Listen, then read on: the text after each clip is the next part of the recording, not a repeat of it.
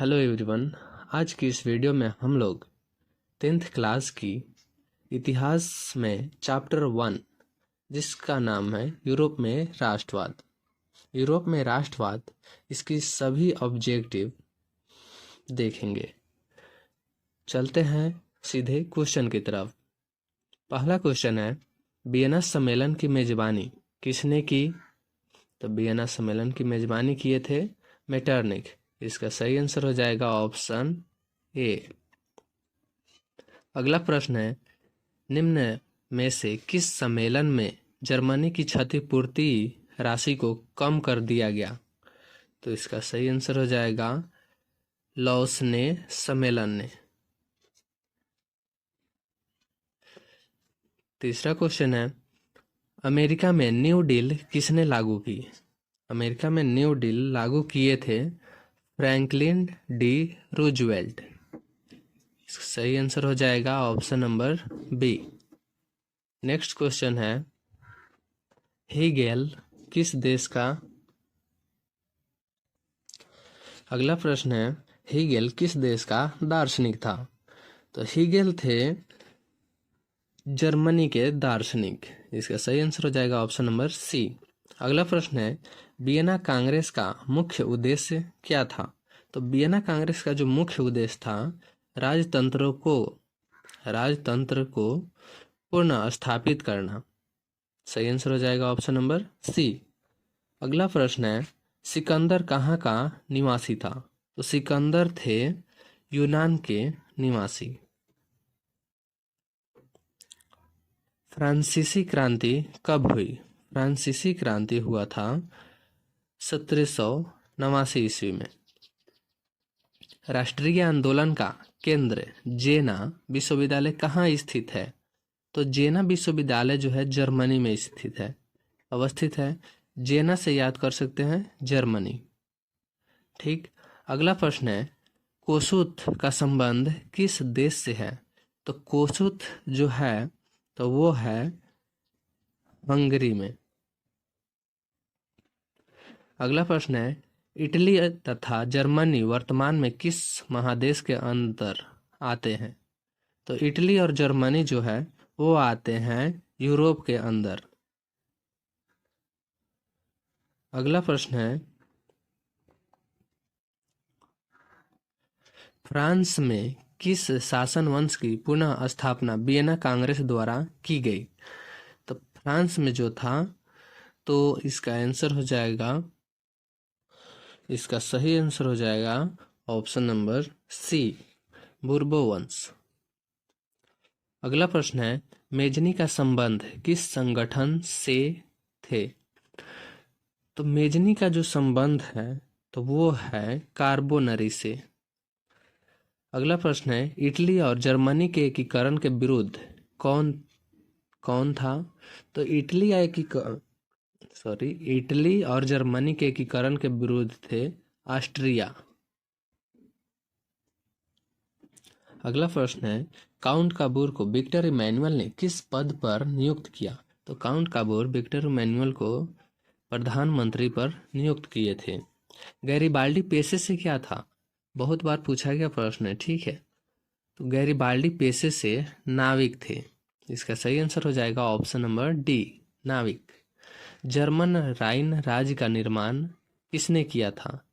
तो जर्मन राइन राज्य का निर्माण जो थे तो वो किए थे Napoleon Bonaparte. Option number B. अगला प्रश्न है, जाल्वेरिन कैसी संस्था थी? तो जाल्वेरिन जो है तो वो व्यापारियों की थी। इसका सही आंसर हो जाएगा ऑप्शन नंबर बी। रक्त और लौह की नीति का अवलंबन किसने किया? तो रक्त और लौह की नीति किसने अपनाए थे? तो ये अपनाए थे बिस्मार्क ने। फ्रैंकफर्ट की संधि कब हुई? फ्रैंकफर्ट की संधि हुआ था 1871 ईस्वी में। यूरोप वासियों के लिए किस देश का साहित्य और ज्ञान विज्ञान प्रेरणा स्रोत रहा है? तो ये था यूनान के लिए। यूरोप वासियों के लिए यूनान का जो था ज्ञान और साहित्य प्रेरणा स्रोत रहा है। अगला प्रश्न है नेपल्स की क्रांति कब हुई थी? तो नेपल्स की जो क्रांति है तो वो हुआ था 1821 ईस्वी में। चार्टिस्ट आंदोलन कहाँ हुआ था? चार्टिस्ट आंदोलन हुआ था इंग्लैंड में। यूनान को एक स्वतंत्र राष्ट्र घोषित किया गया। यूनान को स्वतंत्र राष्ट्र घोषित किया गया 1832 ईस्वी में। ऐतिहासिक द्वंद्ववाद का व्याख्या किसने की? तो ऐतिहासिक द्वंद्ववाद की व्याख्या किए थे हेगेल ने। अगला प्रश्न है एड्रियानोपुल की संधि कब हुई? एड्रियानोपुल की संधि हुआ था 1829 ईस्वी में। इसका सही आंसर हो जाएगा ऑप्शन नंबर बी। एड्रियानोपुल की संधि किस दो देशों के बीच हुआ था? तो एड्रियानोपुल की जो संधि थी वो हुआ था तुर्की और रूस के बीच। अगला प्रश्न है सेडोन का युद्ध किसके बीच हुआ था? तो सेडोन का जो युद्ध था तो ये हुए थे फ्रांस और प्रसा के बीच।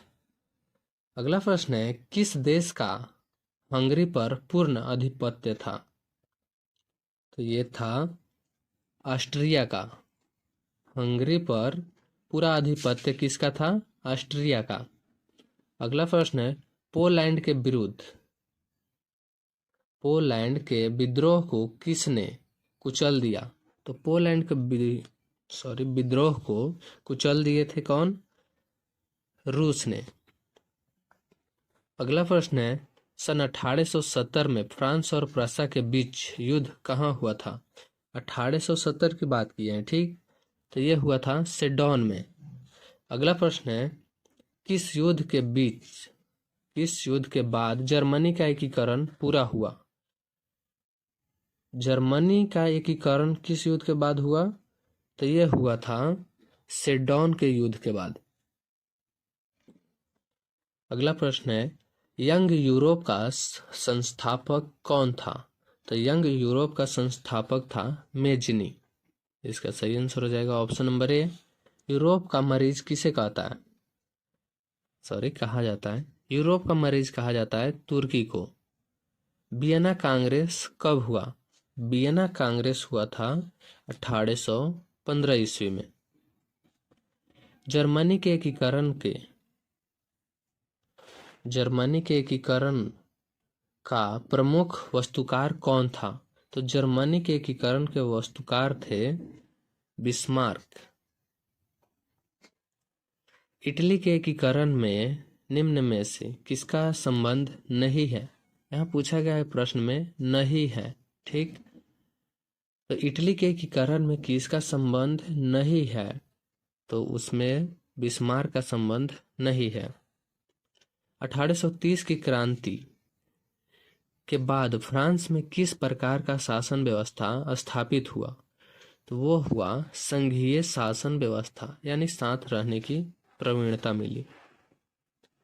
अगला प्रश्न है जर्मनी के एकीकरण के लिए कौन उत्तरदायी था? तो जर्मनी के एकीकरण के लिए उत्तरदायी कौन थे? तो वो थे बिस्मार्क। अगला प्रश्न है 1871 में कौन सी संधि हुई थी? 1871 में हुआ था फ्रैंकफर्ट की संधि। अगला प्रश्न है इटली के एकीकरण में किसने योगदान दिया था? ठीक है, यहाँ पर दिया या किया था। तो इटली के एकीकरण में जो था सबसे अहम भूमिका निभाए थे कौन? सभी ने। मेजनी ने भी, इमैनुअल ने, गैरीबाल्डी ने, काउंट काबूर ने भी। अगला प्रश्न है रॉबर्ट ओवन कहाँ का निवासी था? तो रॉबर्ट ओवन जो थे वो थे ब्रिटेन के।